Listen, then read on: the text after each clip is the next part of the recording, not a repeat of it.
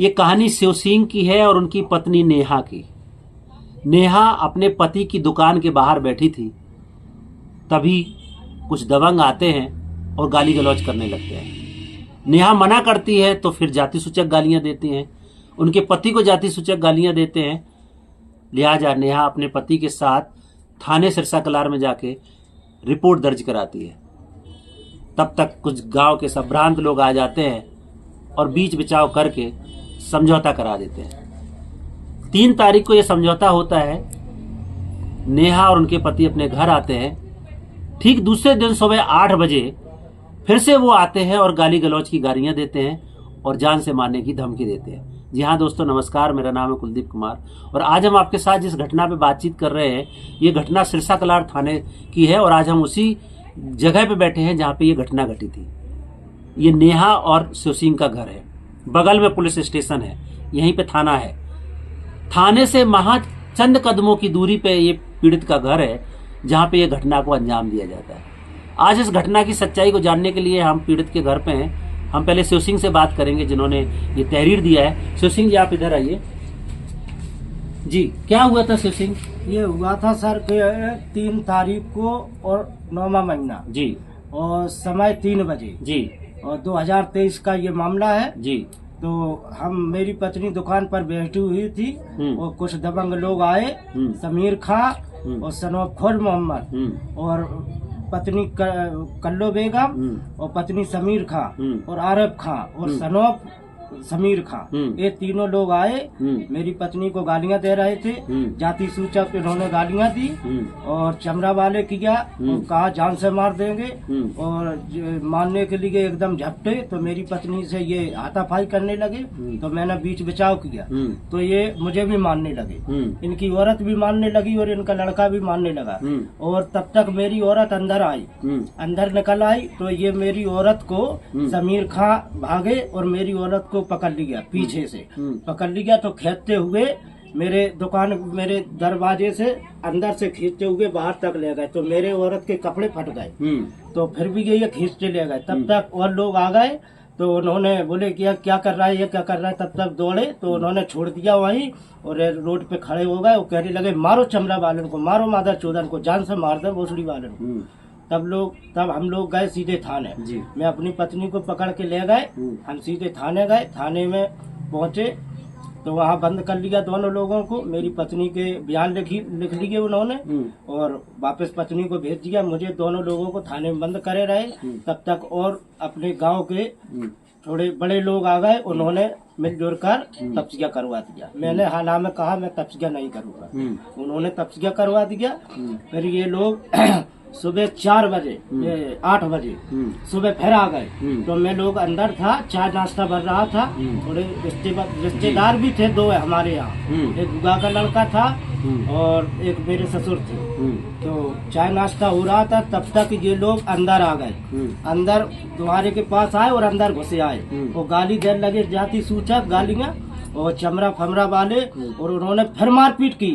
तब तक मैं द्वारे भागा, हमने लाया, हमने गई दौड़ो ये मारे डाल रहा है। इसलिए लोग बाहर निकल गए और कहने लगे भोसड़ी के जान से मार दे, जो घर थाने गए। ये तो फिर दूसरे दिन जाकर के आपने FIR? हाँ, फिर मैंने दूसरे दिन हम थाने गया। दूसरे दिन थाने गया तो कुछ पुलिस वालों ने मुझे धमकाया। अच्छा, धमकाया तो वहाँ से हम घर आ गए लौट के, दोनों लोग घर आ गए दोनों लोग। फिर इसके दूसरे दिन फिर हम गए SP साहब के यहाँ 5 तारीख को। SP साहब के यहाँ हम 5 तारीख को गए तो SP साहब के यहाँ हम पेश भये तो SP साहब ने थोड़ा कैसी बातें करी, बोले तफ्सिया कर लेते हो, बार बार मेरे यहाँ आ जाते। बिल्कुल। फिर उन्होंने फोन किया थाने तो फिर उन्होंने कह दिया कि जाओ अपने SHO से मिलना। ठीक, तो फिर मैं सर आया वहाँ से। जब तक मैं जालौन आया उरई से तब तक यहाँ से फोन पहुँचा तो हमने कही सर अभी तो हम बाहर हैं, हम आ रहे हैं। ठीक, फिर शाम को कोई आया नहीं। फिर सुबह मुझे थाने बुलवाया गया, तब हम दोनों लोग गए, तब मेरा मुकदमा 6 तारीख को लिखा गया।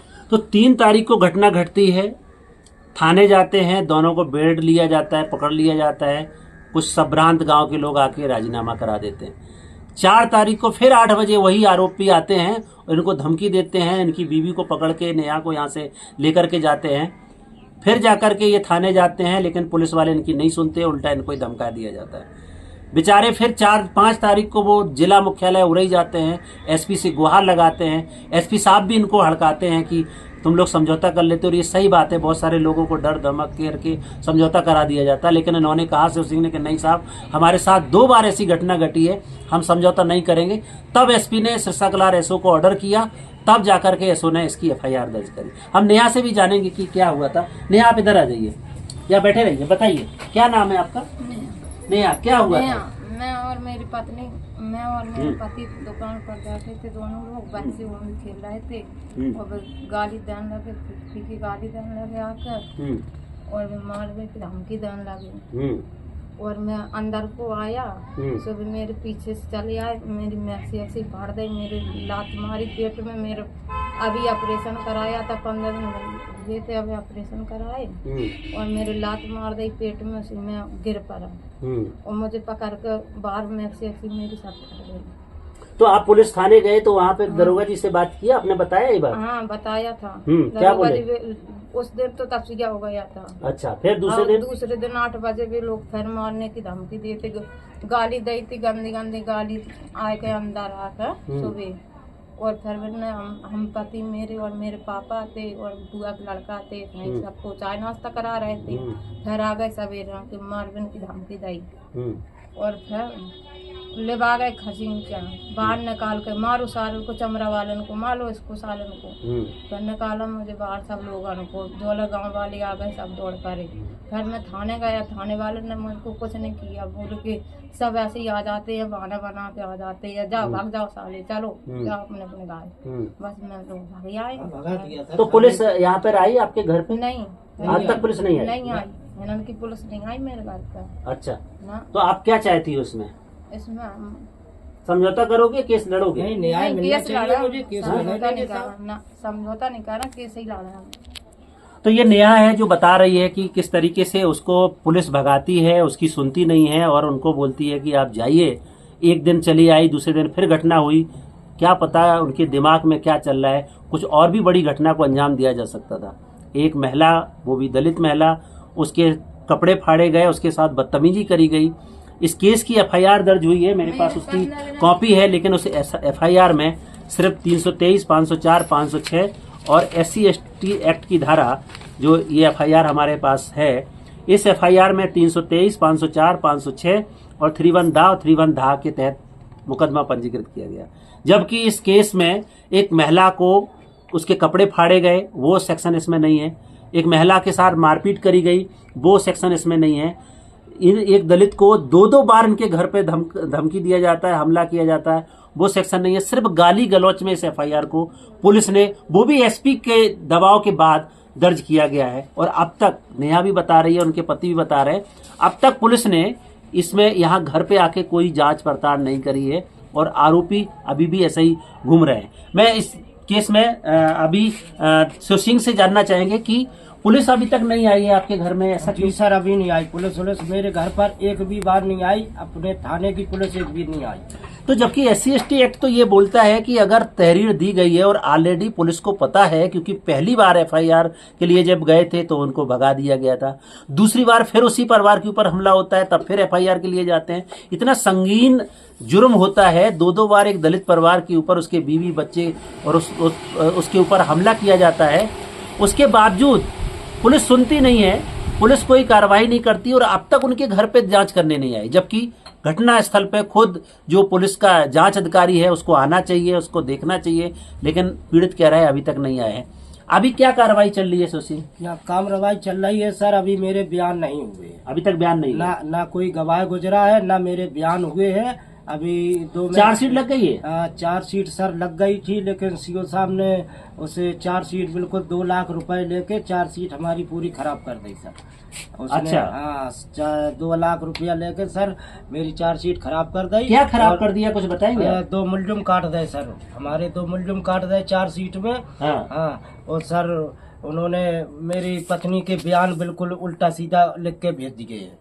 और जो असली घटना थी वो चीज उसमें नहीं डाली? नहीं सर, उसमें नहीं है। मेरी तो है, लेकिन मेरे पिताजी केवल गवाह में है। और साहब जो हम लोग अपने 10-12 लोग ले गए थे, जो उन्होंने बुलाया था सीओ साहब ने, तो हमारे लोग एक भी नहीं है उसमें, और सब उल्टे लोग, उनके लोग मेरे गवाह में डाल दिए, उनके लोगों को आपके उनके लोगों। तो जानबूझ के इस तरीके के केस को डाइल्यूट किया जा रहा है, तथ्यों को अलग तरीके से मिटाया जा रहा है, फर्जी गवाहों को ला करके उसमें इस पूरी घटना को ही अलग अंजाम दिया जा रहा है। एक पीड़ित अपने न्याय के लिए संघर्ष करे तो कैसे करे, उसके साथ जिस तरीके से चार्जशीट में जिम्मेदारी होती है कि आप सही से बयान लिखेंगे, सही से जो असली घटना है उसको लिखेंगे, क्योंकि ये घटना 2-2 बार घटित हुई है और 2-2 बार घटित होने के बावजूद भी मात्र सिंपल सेक्शन में एफआईआर दर्ज किया है, जबकि चार्जशीट में अगर पत्नी के बयान को जो अभी आपने सुना, नेहा ने जो बताया कि उसके कपड़े फाड़े गए, उसके साथ बेइज्जती करी गई, वो सेक्शन तो इसमें कहीं नहीं है, जो कि चार्जशीट में सीओ साहब को इसमें इंक्लूड करना चाहिए थे। SC/ST एक्ट ये बात कहता है कि चार्जशीट के दर्ज होने के बाद उसको कंपनसेशन देना चाहिए, एफआईआर दर्ज होने के बाद उसको मुआवजा देना चाहिए, पीड़ित को फ्री लीगल एड देने की जरूरत है ताकि ये अपने न्याय के लिए लड़ पाए। शिव सिंह, इसके बाद आपको किसी तरीके का चैलेंज, कुछ धमकी, समझौते का दबाव, ऐसा कुछ हो रहा है? नहीं, समझौते का दबाव हुआ था लेकिन मैंने किया नहीं। हाँ, हमने कही जो कुछ होगा देखा जाएगा, मैं समझौता नहीं करूँगा। जी सर। तो अगर कल के आपके ऊपर प्रेशर आता है, आप बदलेंगे तो नहीं, समझौता तो नहीं करेंगे? नहीं, मैं नहीं करूँगा। केस लड़ेंगे? केस लड़ेंगे सब।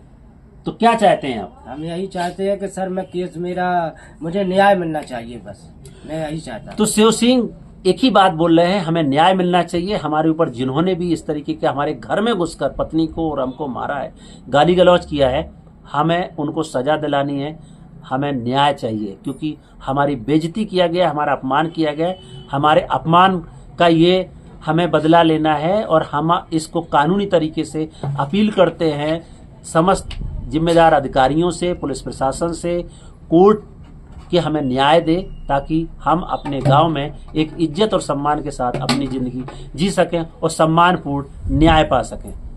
आज की कहानी में इतना ही, कल फिर मिलेंगे, तब तक के लिए नमस्कार, जय भीम, जय संविधान।